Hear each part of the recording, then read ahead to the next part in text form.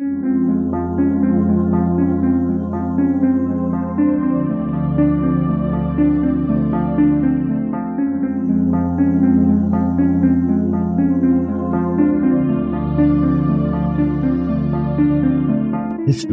tells the story of the world and of our lives. Sometimes that history goes bump in the night.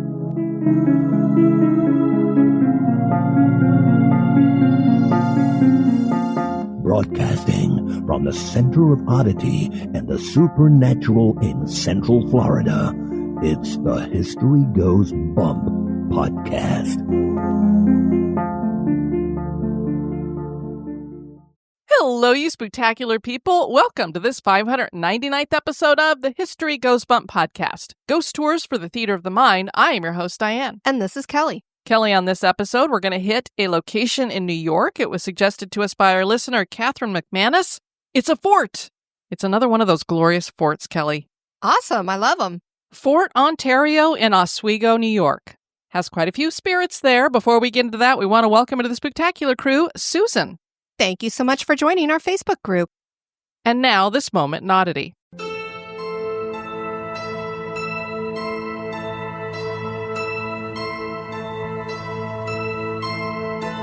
The moment in oddity was suggested by Dewey Oxberger.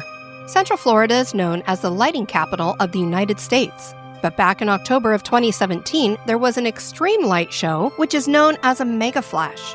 Mega flashes are storm cloud discharges that are classified as stretching 60 miles or more. They typically occur over hotspots like the Great Plains, where multiple storms cluster together. This particular strike was only recently able to be fully measured with scientific data analysis collected by a geostationary satellite. The measurements found the 2017 strike to be 515 miles long, covering the states of Texas, Oklahoma, Arkansas, Kansas, and almost all the way to Kansas City, Missouri. The length of time of the strike clocked in at around 7 seconds. Lightning occurs when electrons pool in one region of a storm cloud, creating an ionized path in the air between where ions flow from negative to positive charges. A professor of geographical sciences at Arizona State University commented, "It is likely that even greater extremes still exist, and that we will be able to observe them as additional high-quality lightning measurements accumulate over time." With the proof of lightning being able to strike such a far distance from the original storm cell, it's always recommended to take shelter anytime thunder is heard. And although lightning can be beautiful, it can also be quite scary and destructive. And a lightning bolt spanning nearly 5 states certainly is odd.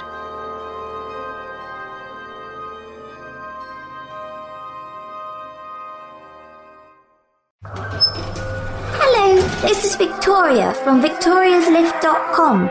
When I'm not taking those who must choose their destiny for a ride on the lift, I'm listening to History Goes Bump podcast. History isn't boring, it's terrifying. The past remains with us, and so do its spirits. Can you hear them calling? They want you to know their stories. Listen now to their voices and the truth from the past. And now this month in history.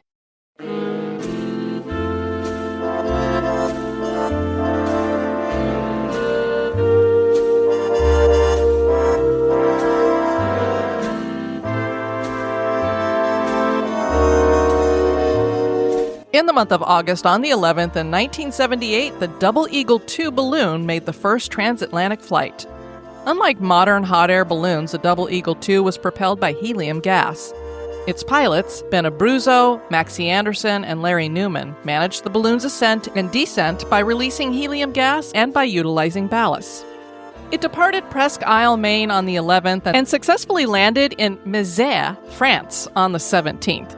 The balloon measured 112 feet high and 65 feet in diameter. The gondola that the pilots rode in was named the Spirit of Albuquerque, recognizing where the 3 pilots came from. Interestingly, the gondola featured a twin-hulled catamaran for emergency flotation. The entire flight took 137 hours and 6 minutes, and the distance that was covered was 3,233 miles. In 1977, the pilots had attempted the same transatlantic flight but were unsuccessful in that venture. This event in aviation history was marked as the first successful transatlantic manned balloon flight.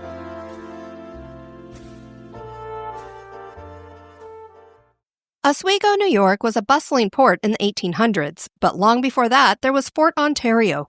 The fort represents over 260 years of history, from its beginnings as an earthworks fort to a brick-and-mortar one, and it has had a significant role in several conflicts. The structure was destroyed and rebuilt 4 times. There was a time that it was a huge general hospital, as well as a safe haven for refugee Jews fleeing Europe during World War II. Today, the fort is a living museum with costumed guides that lead all varieties of tours, including the ghost ones, because there are several spirits here. Join us for the history and hauntings of Fort Ontario.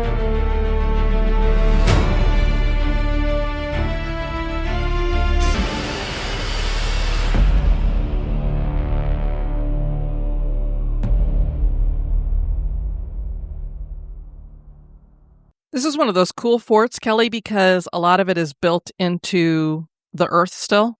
So it has a lot of earthen walls and everything. I love it when it's like that. Indigenous groups followed the retreat of the glaciers and were in the Oswego, New York area for thousands of years. The Iroquois would be the last significant Native American group to be here, having come from the Mississippi River region. The first Europeans arrived in 1615. This was an attractive region because there was Lake Ontario and the Oswego River. This would make for a great port eventually, but in those early settler years, it was the fur trade that took hold, and the British and Dutch established a settlement in 1722. The French and Indian War erupted in 1754 over control of the Ohio River Valley. The British had a supply route between Albany and Oswego that they needed to protect, so they built 5 forts, with 3 of them being in the Oswego area: Forts George, Oswego, and Ontario. By 1796, the British were moving out of Oswego and replaced with settlers from New England and eastern New York. The Erie Canal opened in 1829, and this fired up Oswego's economy, and that lasted through until the 1870s. The boom wouldn't last, but many stately historic homes were left in its wake and remain today in a town that embraces its historic roots. As mentioned, one of the forts the British erected to protect their supply lines was Fort Ontario. This was situated to guard the east end of Lake Ontario. This first fort was named the Fort of the Six Nations and was destroyed during the Battle of Fort Oswego in 1756. The British rebuilt it in 1759. The policies that the British put into place after the French and Indian War left the Native Americans in the area dissatisfied, and they rebelled in 1763, leading to a conflict named Pontiac's Rebellion that lasted over 2 years. The peace treaty that was signed between the British and Pontiac took place at Fort Ontario on July 25, 1766. There would be peace for the fort until the American Revolutionary War. This would be a British stronghold until the 3rd New York Regiment destroyed the fort in July of 1778. The British abandoned it for a few years and then rebuilt it in 1782, and they would hold the fort through the rest of the war. They continued to keep it until 1796. Jay's Treaty of 1794 settled outstanding disputes over British occupation of forts, and so they turned the fort over to America. America occupied the fort, and it would see battle again during the War of 1812. The British destroyed the fort in 1814, so we now have Fort Ontario being destroyed 3 times. The 4th fort would be the one that stands today, so this time it's the 4th that's the charm. The Americans rebuilt the fort after the war and added some new construction. The fort was mainly used to control smuggling, but it would be involved in war again when the American Civil War started. Oswego was pretty far north, but there were worries that Canada and Britain would help the Confederacy. Improvements to the fort included adding a west and east guardhouse, and timber and earth walls were replaced with masonry. No major military action took place at the fort, and after the war it housed Company F, 42nd Infantry. Most of these were men wounded in the Civil War who re-enlisted. Much of the fort fell into ruin during and after this period. In 1906, the Brownsville incident took place in Texas. The 25th Infantry of Buffalo Soldiers had been stationed at nearby Fort Brown. Jim Crow laws were in full effect, and so the town had segregated areas for blacks and whites. A white woman reported a rape on August 12, 1906, and the mayor and a major from the fort issued an early curfew for the soldiers to prevent any trouble. A bartender was killed the following night, and a police lieutenant was wounded, and residents of Brownsville blamed the black soldiers, who had actually never left their barracks that evening. When word of the incident reached President Teddy Roosevelt, he discharged without honor the entire regiment of 167 men. It would be what most historians consider the greatest mistake of his presidency. There was no military trial, and a Texas court cleared the soldiers, but the president never reversed himself or apologized. Journalist John Weaver would reignite interest into this in 1970, and the U.S. Congress conducted an investigation of their own, and in 1972, Congress reversed Roosevelt's order of dismissal and made restitution to the soldiers. Shortly after the Brownsville incident, a regular Army infantry battalion of 300 Buffalo soldiers arrived at Fort Ontario. Kelly, we've talked about the Buffalo Soldiers on previous episodes. These were all black regiments. They got their nickname from the Native Americans who said the soldiers fought like the Great Plains buffalo. And of course, their hair reminded them of the mane of the buffalo. So that's where they get the name from. So it's definitely something that was a source of pride for the black soldiers. The regiments would be legendary for their skill in fighting and their bravery. This was the first of the group to be stationed east of the Mississippi River. The practice of segregating military units wouldn't end until the Korean War in 1951. I didn't realize it went all the way up to the Korean War. Wow, yeah.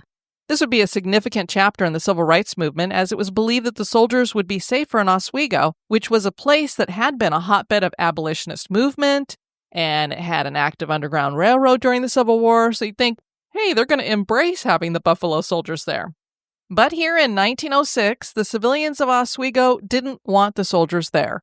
The Secretary of War at this time was future President William H. Taft, and he wrote, "Sometimes communities which objected to the coming of colored soldiers have, on account of their good behavior, entirely changed their view and commended them to the War Department. The fact is that a certain amount of race prejudice between white and black seems to have become almost universal throughout the country, and no matter where colored troops are sent, there are always some who make objections to their coming." There would be a fight with cabinet members and inside the War Department as declarations were made that the War Department knows no color line. And while many members of the Oswego community resented the soldiers being sent there, the Buffalo Soldiers conducted themselves with honor. And this thing happened. The residents realized that it was good to have the regiment there. These men had just arrived from the Philippines, and they needed stuff like warm clothes. Yeah, a lot of their stuff was set up for the tropics. Right. And then I also think I read that there was some kind of a fire in one of the supply areas, so they didn't have any supplies that they could get from the regular military. So they clearly spent their money in the community. And they participated in the community events like funerals and sporting events, and their orchestra performed regularly for the community. And when the garrison left in 1911, it was written, "It has been estimated that when the colored battalion was at Fort Ontario, there were over 100 colored women in this city, and they were certainly gorgeous dressers. Violet bonnets and flaming dresses are in the minority now, and the merchants and retail businesses miss them, for both soldiers and the others were good spenders and bought only the best." World War I would breathe new life into the fort. It was repurposed as a military hospital known as General Hospital No. 5. The Secretary of War ordered for 30 new buildings to be built on the property, and this was completed in January 1919. And for people who don't know, the Secretary of War is actually the Secretary of Defense now today.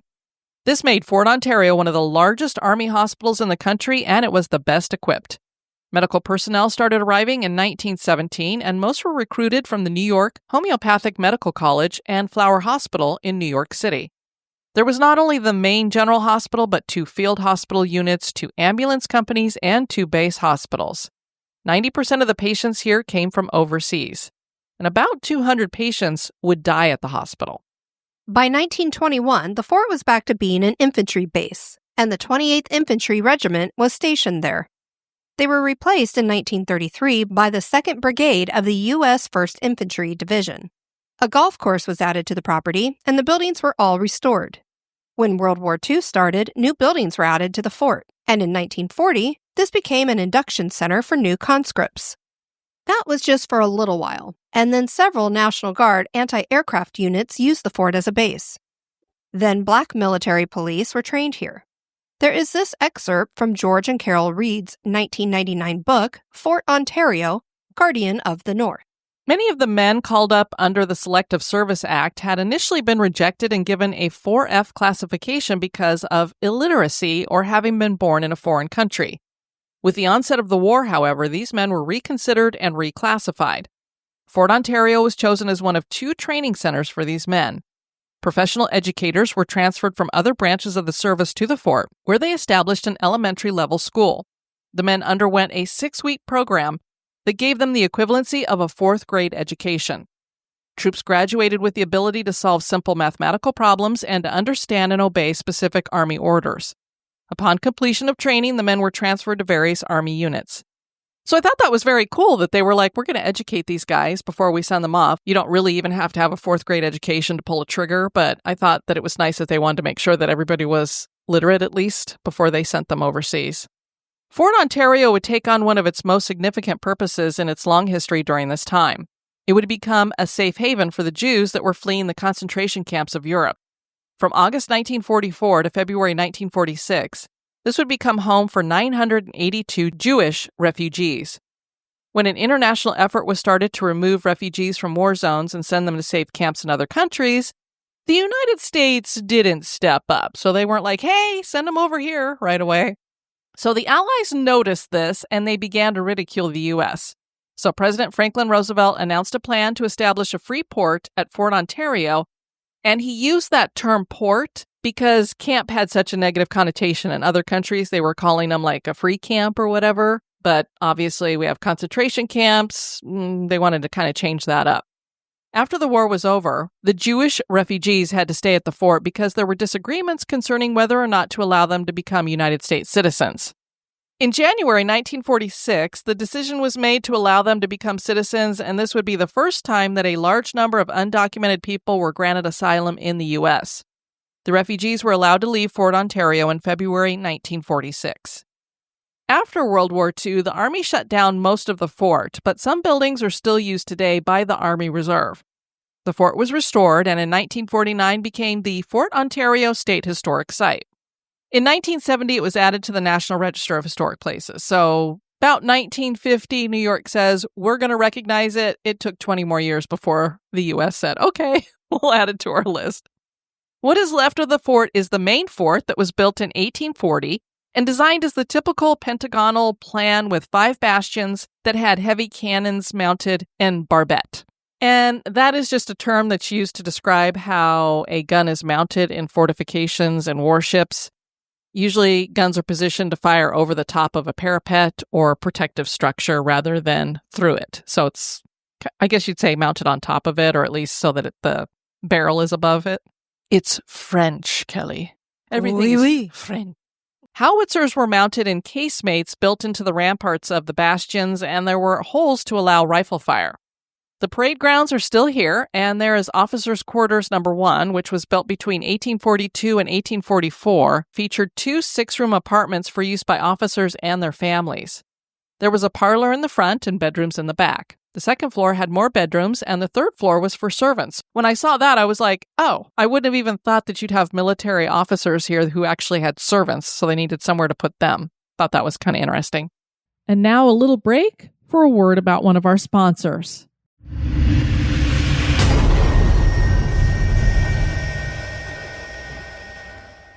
There's the Powder magazine, which has interpreters that demonstrate how kegs of gunpowder were stored there. Do they light them on fire? Fire, fire, kaboom, kaboom, Rico. There are also 2 guardhouses by the entrance of the tunnel to the main entrance. The enlisted men's barracks was built in 1842, and most of the garrison was housed here. It featured a large kitchen, mess halls, and a workshop on the first floor, and 2 barracks rooms on the second floor. The storehouse was built between 1842 and 1844, and not only had room for storage, but also had the fort jail with 4 cells. And then there was the Officers' Quarters No. 2, which was built between 1842 and 1844, and was similar to Officer Quarter No. 1, which they call OQ1. However, from May 1868 to April 1869, 2 of the first floor rooms were used as the post headquarters, while other rooms were used as offices for various departments. So we have some fun facts about dogs at the fort. An Airedale puppy named Wow. What a name for a dog. Did they nickname it Wow because it just kept growing and growing? I don't know. I'm like, strange. I would never think to call a dog Wow. Anyway, this Airedale puppy named Wow became the mascot of the fort in 1917. Aw, a little uniform was made for him. And this started a rivalry between barracks. Another pup named Dynamite. I can see where they got that name from. got his own uniform representing another barracks. A knitted olive drab jacket was added to his uniform in the winter. Competitions for best-dressed barracks mascots were held. Other dogs were named Shrapnel and Kaiser. I know every time we go to like the battleships or aircraft carriers or these forts and we see dogs that are like their mascots, we just love it. It's so cool. And I think it really helps morale with the soldiers as well, that they have a dog around. Absolutely. There are at least 77 people buried on the property, and there is a cemetery there. There was definitely death here. Fort Ontario offers ghost tours, so the historic site clearly embraces their ghostly reputation. Paul Lear was the historic site manager at Fort Ontario when he spoke with Crystal Cole for Spectrum News 1 in 2023. He said, "One of the legends is every time there's going to be a war, a ghostly figure appears at Fort Ontario." Lear explained that ghost stories have been told about the fort since the early 1900s. These stories usually are about a soldier seen in a red coat, white breeches, and white cross belts. I wonder what team he was on. Red coat? It's a mystery. This figure quite possibly could be one of the main spirits seen here, who is simply referred to as the post ghost. Oh, look, it rhymes. Isn't that fun? A post ghost. This is believed to be George Fikes, who was a member of the King's Royal Regiment of New York. He died on November 30th, 1782, and he was buried on the post, so there is a gravestone for him, and a legend claims that if you step over the gravestone 3 times, you'll have good luck. Right. Don't trick us into that. I mean, 3 times on anything usually is not a good thing when it comes to ghosts. Knock 3 times on the ceiling. Oh, boy. Should we knock 3 times on the gravestone? If you want me. Will he talk to us then? I mean, it does say here, and supposedly he will show himself as well. When the garrison has been in trouble, he has made appearances, as Paul Lear mentioned. Soldiers on guard duty throughout the decades have reported interacting with Fikes. One of these men was so frightened by the encounter that he ran away from his post and was court-martialed. Oh, jeez. That's pretty bad. What is your excuse for giving up on your duty? I saw a ghost and I ran. I wonder what ended up happening to him. I'd love to know. Fikes is said to walk the ramparts and grounds at night with a red lantern. Many times he's just a shadow figure that seems to absorb all the light around it. He hangs out in rooms at the officers' quarters. And there is an actual marker at the site that shares all of this, because I'm looking at pictures and I'm like, wait, that's a historical marker. Now it's a bright red one, and it talks about the post ghost. And I was like, oh, I love it. They embrace their ghost so much they actually have it on a historical marker. Carolyn Lamy was an office manager at Fort Ontario and also is part of a paranormal investigations group, and she claimed to see plenty of paranormal activity, or hear it. She heard disembodied footsteps, and many times it would be above her, so she would go up to the next level and find no one up there. She would also hear furniture being dragged, and when she would go to the source of the sound, it wasn't just that the furniture hadn't moved, there was no furniture. Lamy had been told by visitors that they have seen soldiers walking around, and these are not employees. She has participated in ghost hunts where EVPs have been captured featuring a cat meowing and the voice of a little boy. This ghost cat also brushes against legs, and people will feel something like fur against their legs. The little boy has also called for the cat. Lamy said, "A gentleman was in here and he captured the picture of a little boy standing over here, and that night, the group that was here ghost hunting got kids giggling in the building next door to where the photo was taken." Lamy told the Haunted History Trail of New York State the following stories. Some maintenance guys were doing some work in 2016. Their names were Izzy and Brian, and Izzy asked Brian, "Hey, who are those 2 guys that just ran through here?" And Brian answered, "Nobody just ran through here." You gotta love it if you're like, dude, what were those guys doing, man? And the other guy, you can just imagine Brian's going, "Have you been drinking before we start working here?" A ghost with a red cap is often seen, and this probably goes back to the French and Indian War. A man wearing a brimmed hat has been seen in the cemetery. Lamy was working on a window in one of the officers' quarters when she heard a woman humming. She was the only woman in the building. Lamy has also several times unlocked and opened a building first thing in the morning and heard an audible "hi" or "hey." There was a stern sergeant who once lived in OQ2, and many times little girls have stood outside and refused to go inside. And when they're asked, "Come on, girls, come on inside," they're like, "No, there's a mean man right there." And she's had times when people have told her that they really liked the way a certain reenactor was dressed. And Carolyn will be like, we don't have anybody dressed up today. Past and Present Paranormal investigated in 2016. They asked if there was anyone there willing to speak with them this evening. And then they asked soldier or civilian. So, we don't mind who talks to us. Who do we have with us? And the spirit box replied something that sounded like creepers. So Okay. I don't know if they were saying they were creepers themselves, the ghosts, or if they're talking about the investigators being creepers. I mean, if you are coming in and sneaking around in the dark, they might think we're the creepers, right? True. One of the investigators was named Zinnia, and she decided to go into one of the small closets in the officers' quarters. And just as she was about to enter it, a voice is picked up by the mic on the video recorder saying Leah, which was Zinnia's middle name. Oh, wow. I'm like, how did it know that? And there's no way that's a bizarre. coincidence, because that's not like a really... I mean, I guess there's a few people that have Leah's middle name, but I just was like, what are the chances that it's going to say your middle name? Right. And then that would make me really worried, because I'm like, is this an attachment? Is this something that knows extra information about me and isn't really a spirit that's from here? After she went in, the spirit box said dark. And of course it was dark because it's night and she's in a closet. When she asked who was in there with her, it said children. The hair on her arm stood up while in there. She asked, will you talk to me? And the spirit box answered no. She asked if they used to hide in the closet and who they were hiding from. And the eerie answer was them. Oh. I'm like, okay, why were you hiding in the closet and who's them? The investigators asked, did you die here? And there were two responses. One answered, don't know, and the other was during war. So I thought that was pretty cool, because those are two answers that, are pretty specific and actually do answer the question. They moved to the enlisted bunkhouse and asked if anyone wanted to speak with them, and got a clear me through the spirit box. And later they got the name David. So perhaps that's who they were speaking with. Paranormal of Watertown investigated in 2022, and they were in a tunnel with an audio recorder and asked if there were any soldiers with them, if they could tell them what regiment or unit they were part of. And there was a very clear EVP, can't move. I was like, what does that mean? Yeah. Eek. In the soldiers' barracks, they turned on the spirit box and set up a REM pod. They asked the spirits to touch the REM pod once for yes and twice for no. And across the spirit box came, turn that off.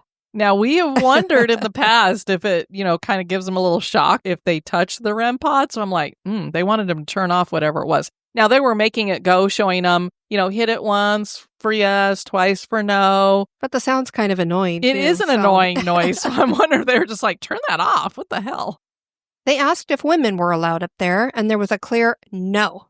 And half the team was probably women. So Right. In OQ2, they got some cat balls to go off, and when they asked for a spirit to touch them again, the spirit box said, the light. There was a sign that mentioned a Lieutenant Michael Haggerty, and so they asked if he was up there, and the cat ball lit up. They captured an EVP here as well with a clear, get out. And then they asked, are you glad that we can acknowledge you and hear you speak? And the spirit box said, what? it was like that, too. It was like, what? Like, you can hear me? In the casemates, they captured an EVP asking, who's down here? Later, they also got an EVP asking, who's there? That was really clear and loud.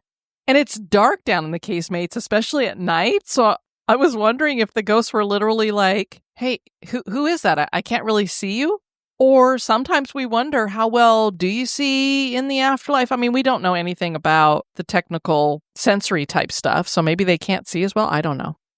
Now, Kelly, the town of Oswego has a couple of other haunted locations, so there's actually an independent ghost tour here. So if you want to go on a ghost tour in Oswego, you can. Awesome. And it's just called the Oswego Ghost Tour. One of those locations is the old city hall, and it has a story about a convict named Horse. I don't know where he got his name from, but he was housed at the jail. And I guess he used to claim that he was haunted by demons every night. So he was constantly complaining about that. I don't know what he did, but he made somebody mad. The first citizen of Oswego was Alvin Bronson. He worked as a military storekeeper at the fort and was once held prisoner by the British. They took him on board their flagship, and he was sitting in a rocking chair. So they literally took him and his rocking chair all together onto the ship. So I don't know if he couldn't walk or what the deal was, but he went with his rocking chair. He survived that ordeal. As a matter of fact, he lived to be 98. And this is a guy who lived in the 1800s. That's amazing. And apparently he loved to rock on his porch. And people claim that he still sits in his rocking chair on the front porch of his former home, which I tried to look up and I could not see if he actually still has a home that was there that, they've turned into a museum or whatever.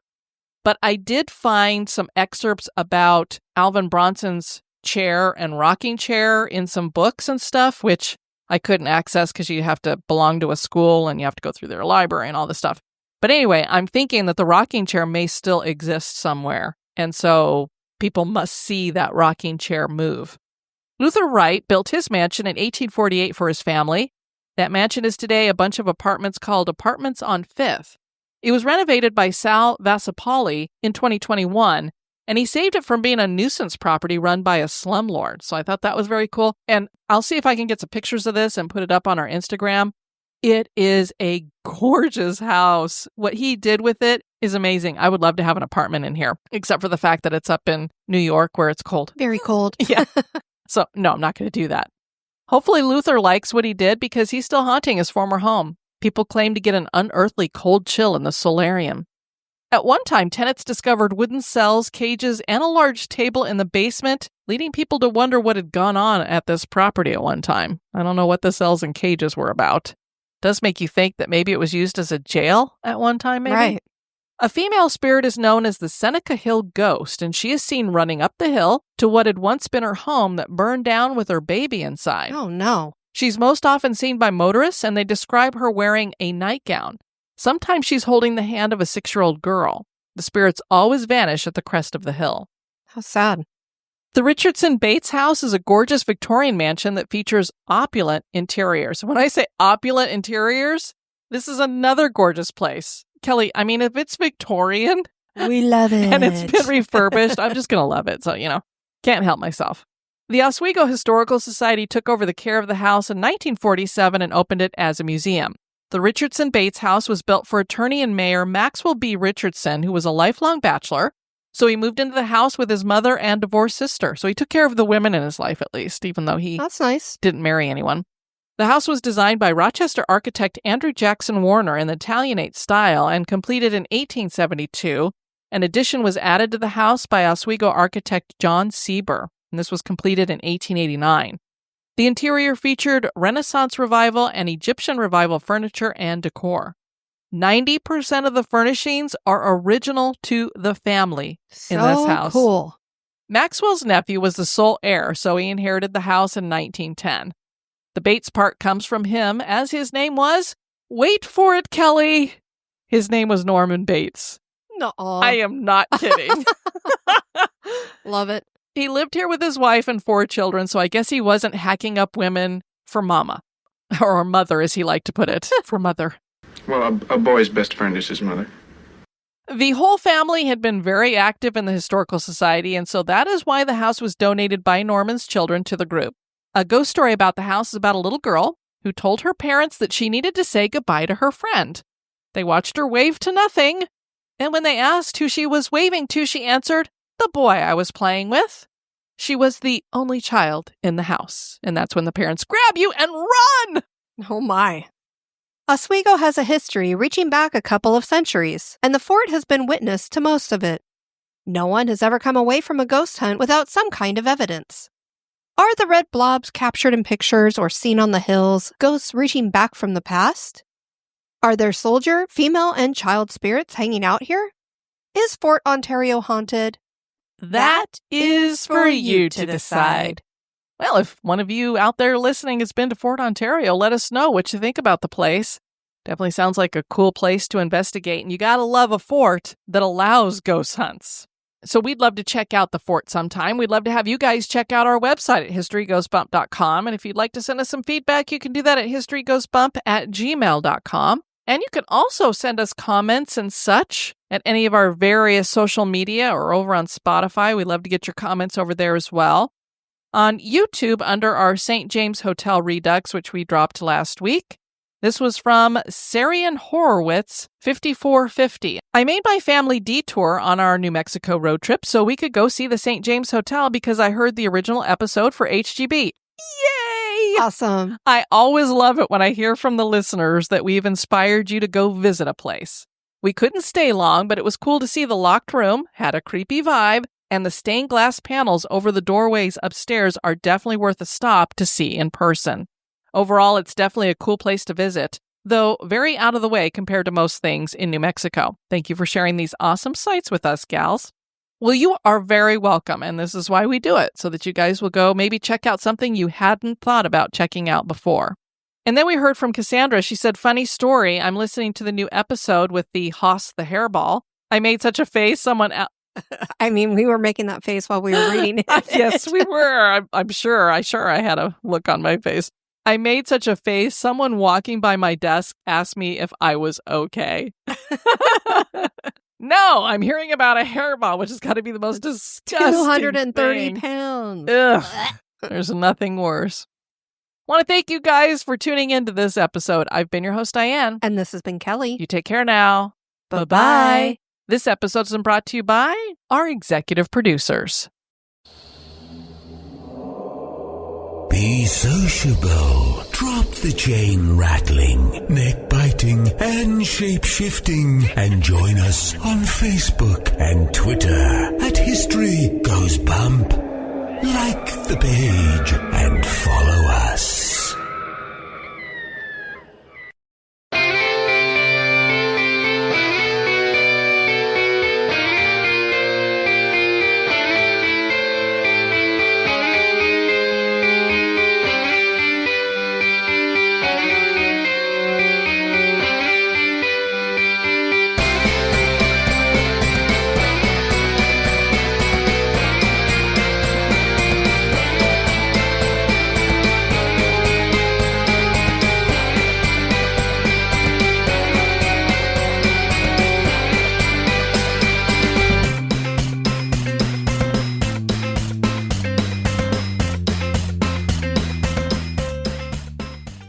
Do do do do do, mana.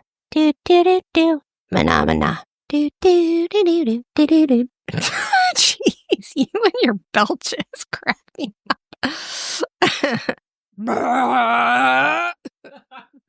I'm a little gassy. Better the attic than the basement. My burps have Good always been Lord. a source of pride for me. I know it. It's quite obvious.